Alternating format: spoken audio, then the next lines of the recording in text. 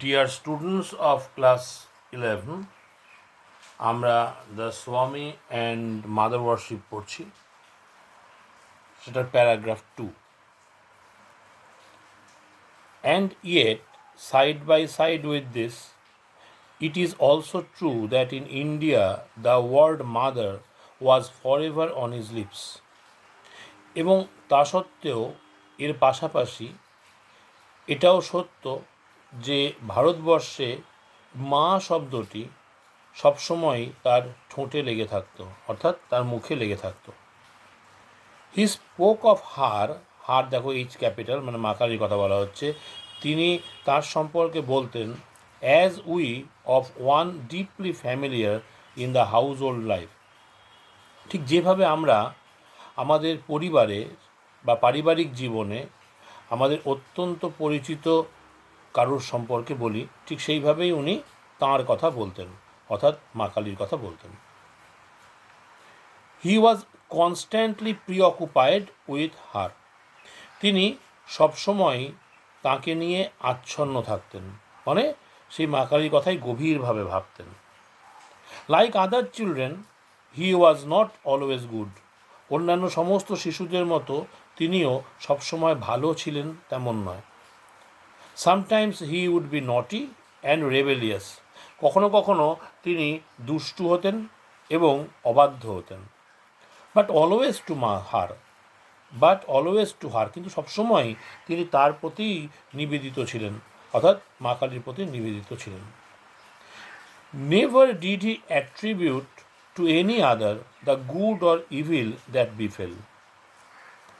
ভালো মন্দ যা কিছুই ঘটুক না কেন, কোনো কিছু তিনি অন্য কারোর উপর আরোপ করতেন না, মানে তার দায় উনি অন্য কাউকে দিতেন না বা কারোর উপর চাপাতেন না। On a certain solemn occasion, he entrusted to a disciple a prayer to her that in his own life had acted as a veritable charm. তিনি কোনো একটা গুরুগম্ভীর অনুষ্ঠানে তিনি তাঁরই এক শিষ্যকে একটা প্রার্থনার দায়ভার চাপিয়েছিলেন বা তাকে ভরসা করে দিয়েছিলেন একটা বিশেষ প্রার্থনা তাঁর প্রতি, যেটা তার জীবনে একটা একেবারে প্রকৃত জাদুমন্ত্রের মতো কাজ করেছিল। সেই মন্ত্র তিনি তার এক শিষ্যকে ভরসা করে দিয়েছিলেন কোনো এক গুরুগম্ভীর অনুষ্ঠানে। And mind, he added suddenly, turning with what was almost fierceness upon the receiver. এবং মনে রেখো বলে তিনি হঠাৎ করে তার সাথে যোগ করলেন, তার দিকে হঠাৎ যেন সেটাকে যেন মনে হলো একটা মানে উগ্রতা প্রকাশ করে বা সেটা, অর্থাৎ যে শুনলো তার যে শিষ্য, তার কাছে উনি হঠাৎ করে এমন করে পিছন ফিরে বললেন, এবং মনে রেখো যে সেই বিষয়টা সেই শিষ্যর কাছে গিয়ে পৌঁছালো যেন একটা উগ্রতার মতো করে। Make her listen to her, তাকে তোমার কথা শুনতে বাধ্য করবে, মানে তাকে মানে মা কালীকে তোমার কথা শুনতে বাধ্য করবে। হোয়েন ইউ সে ইট, যখন তুমি সেটা বলবে তিনি যেন ওটা শুনতে বাধ্য হন, অর্থাৎ এমন করেই তুমি তাকে বলবে। None of that cringing to mother, সেই মায়ের কাছে কোনো তোষামত করবে না, অর্থাৎ তোষামতের কোনো কিছু করবে না, এটা কিন্তু তুমি মাথায় রাখবে, রিমেম্বার, মনে রাখবে। Every now and then he would break out with some new fragment of description.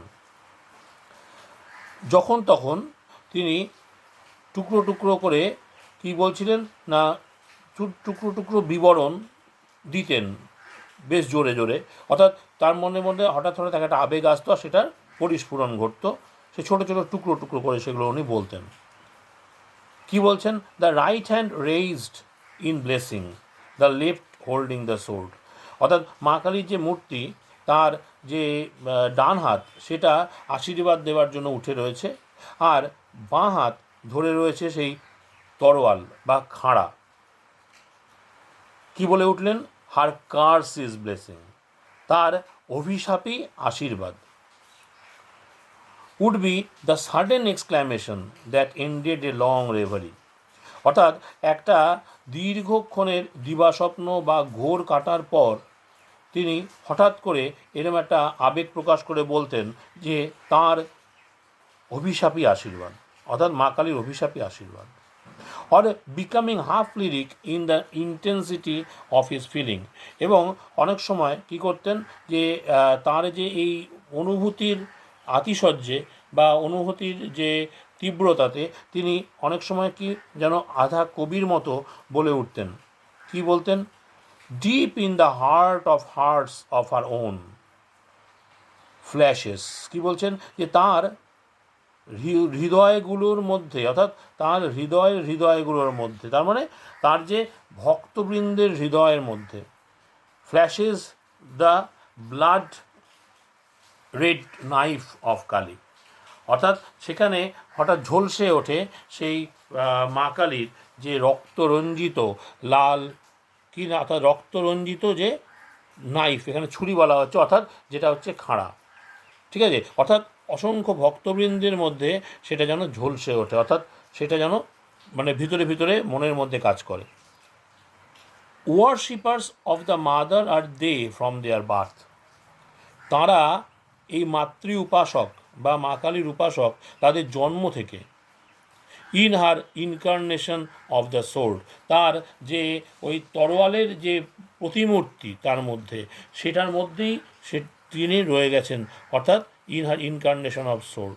তার মানে ছোটোবেলার থেকেই, জন্ম থেকেই এই তার যে ভক্তরা, তারা মা কালীর ভক্ত, এবং তার ওই যে ইনকার্নেশন অফ সোর্ড, অর্থাৎ তার মধ্যে যে তরোয়ালের প্রতিমূর্তি দেখতে পাওয়া যায়, সেটারও তারাই হচ্ছেন ভক্ত, অর্থাৎ তাদের এই ভয়াল রূপেই তারা উপাসনা করে আসছেন মা কালীকে।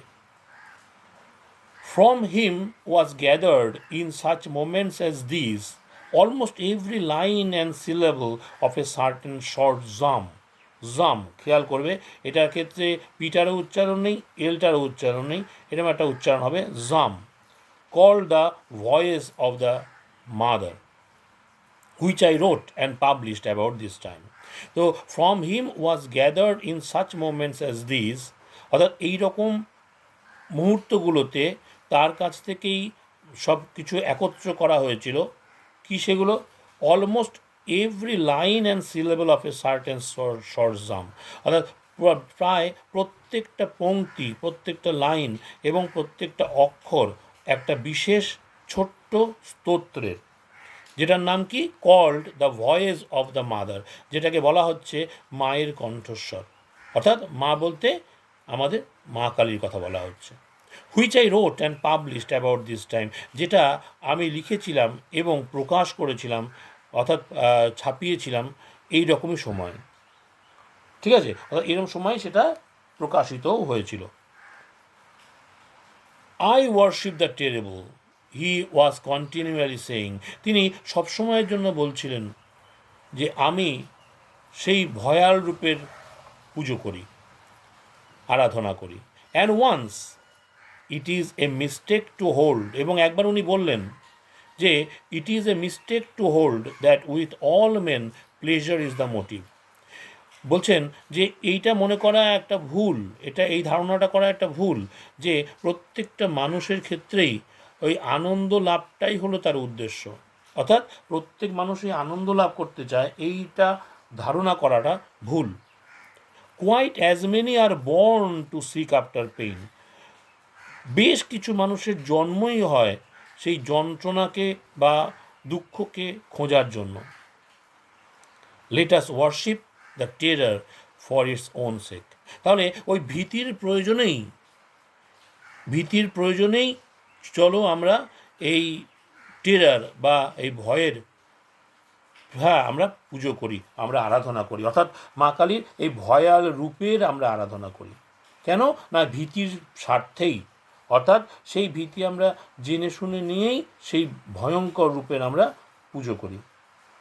এইভাবে উনি আহ্বান জানাচ্ছেন। এটা তাহলে হলো পার্ট 2।